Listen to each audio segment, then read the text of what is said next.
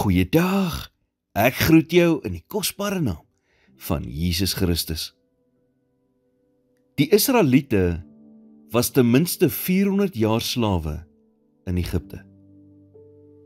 Vir 400 jaar was hulle misbruik, verneder en gediskrimineer. Tog het God 'n plan gehad om hulle uit Egipte te lei en hulle te verlos. En hy het.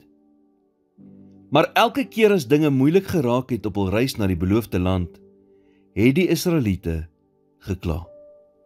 En gekla, en gekla.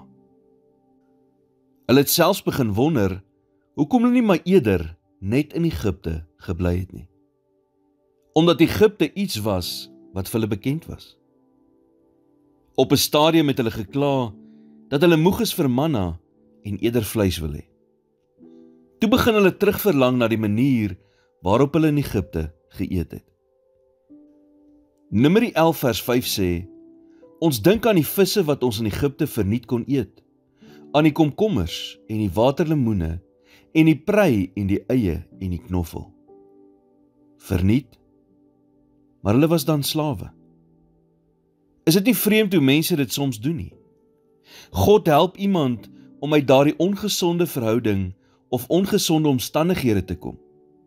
Maar dan begin dinge moeilik raak. En wanneer dinge begin moeilik raak, gebeur dit dan soms dat daardie persoon terugverlang na sy ou lewenswyse. Al was dit ellendig. God gee die uitweg en hy verlos ons van die dinge in ons lewens wat vernietigend is vir ons. Maar dit beteken beslis nie dat dit maklik gaan wees nie. Wanneer God jou vrymaak van sekere dinge in jou lewe, sal die vyand alles in sy vermoë doen om jou te laat teruggaan na jou ou lewe toe. Na jou ou manier van dinge doen toe. En skielik, lyk daardie persoon wat jou so seer gemaak het, nie meer so sleg nie. Of jy dink by jouself, daardie dwelm of daardie drankie sal my nou regtig help. Of daardie vriende is dalk 'n slegte invloed. Maar weet jy wat? Dit is nog steeds beter as om alleen te wees.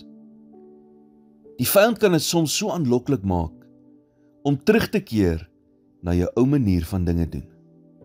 Maar net soos die Israeliete, het God iets beter vir jou in gedagte. Jy gaan egter deur moeilike tye gaan om daar te kom. God het nooit beloof dat dit maklik sal wees nie, maar hy sal jou daar kry. Want wanneer hy jou uit iets ongesonds in jou lewe roep, het hy altyd herstel en verlossing in gedagte. Hy is die God wat ons red van dinge waarvan ons onsself nie kan red nie. Here, help my om nooit iets te doen wat u heerlikheid in my lewe kan ontbreek nie. Bewaar my asseblief, sodat ek nie sal terugval in my ou manier van dinge doen nie. In Jesus naam bid ek dit. Amen.